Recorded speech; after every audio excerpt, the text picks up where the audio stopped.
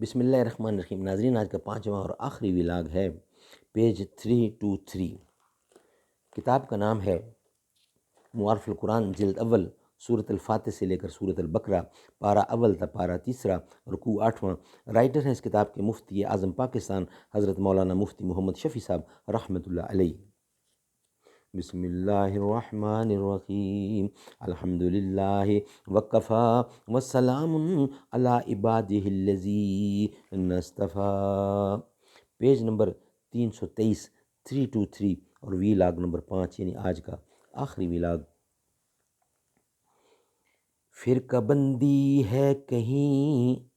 اور کہیں ذاتیں ہیں،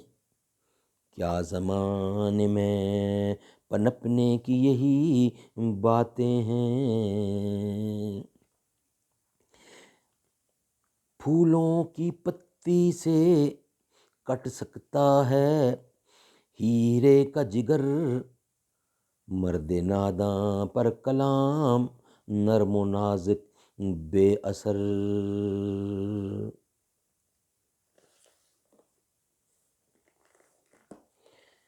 اس آیت میں ثابت ہوا کہ طواف کے بعد کی 2 رکعتیں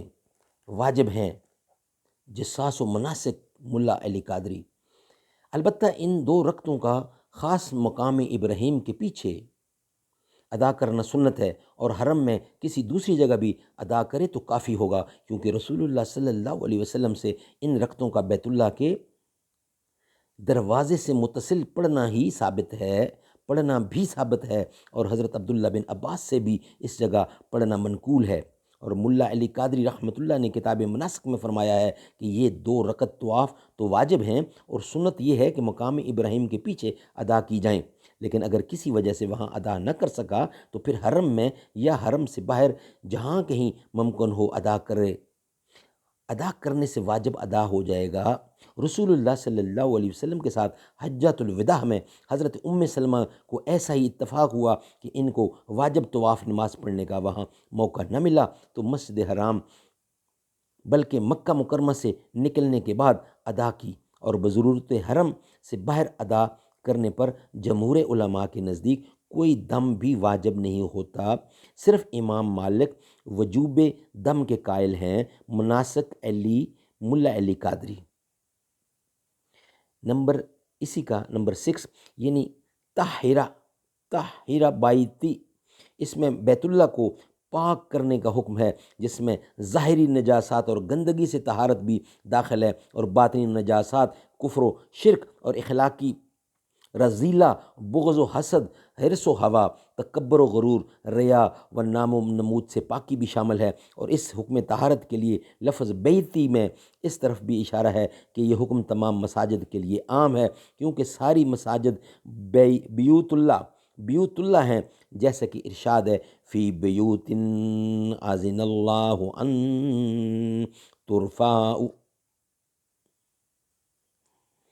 حضرت فاروق اعظم نے مسجد میں ایک شخص کی آواز سنی تو فرمایا، تمہیں خبر نہیں کہ تم کہاں کھڑے ہو؟ کرتبی، یعنی مسجد کا ادب و احترام چاہیے، اس میں غیر مشروع آواز بلند نہیں کرنی چاہیے۔ اصل یہ ہے کہ اس آیت سے جس طرح بیت اللہ کا تمام ظاہری اور باطنی نجاسات سے پاک رکھنا ضروری ہے، اسی طرح تمام مساجد کو بھی پاک رکھنا واجب ہے، یعنی مساجد میں داخل ہونے والوں پر لازم ہے کہ اپنے بدن اور کپڑوں کو بھی تمام نجاسات اور بدبو کی چیزوں سے پاک صاف رکھیں، اور اپنے دلوں کو شرک و نفاق اور تمام اخلاق رذیلہ، تکبر، حسد، بغض،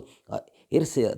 دریا وغیرہ کی نجاسات سے پاک کر کے داخل ہوں۔ رسول اللہ صلی اللہ علیہ وسلم نے ارشاد فرمایا ہے کہ کوئی شخص پیاز، لہسن وغیرہ بدبودار چیز کھا کر مسجد میں نہ جائے، اور چھوٹے بچوں اور دیوانوں کو مسجد میں داخل ہونے سے منع فرمایا ہے، ان سے نجاسات کا خطرہ بڑھتا ہے۔ اللہ تعالیٰ سمجھ عطا فرمائے۔ انشاءاللہ اس کا بقیہ حصہ ہم اگلے ویلاگ کا حصہ بنائیں گے، یعنی کہ ویلاگ 1، یعنی کل کے لیے۔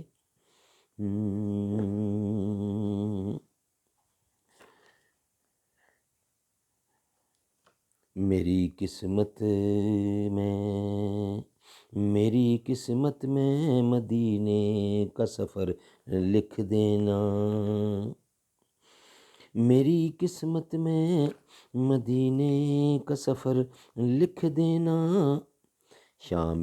مکہ میں مدینے میں سحر لکھ دینا،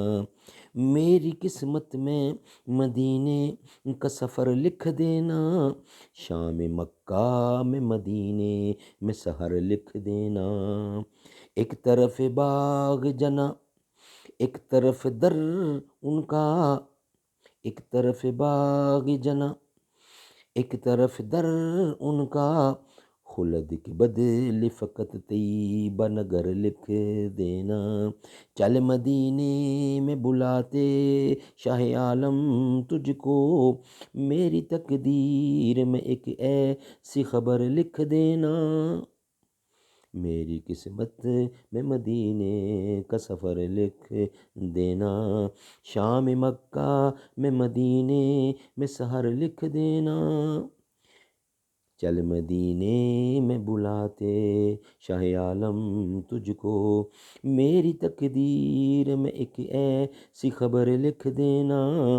خلد کی آرزو اے کاتب تقدیر نہیں، طیبہ میں گزرے میری شام سحر لکھ دینا، میری قسمت میں مدینے کا سفر لکھ دینا۔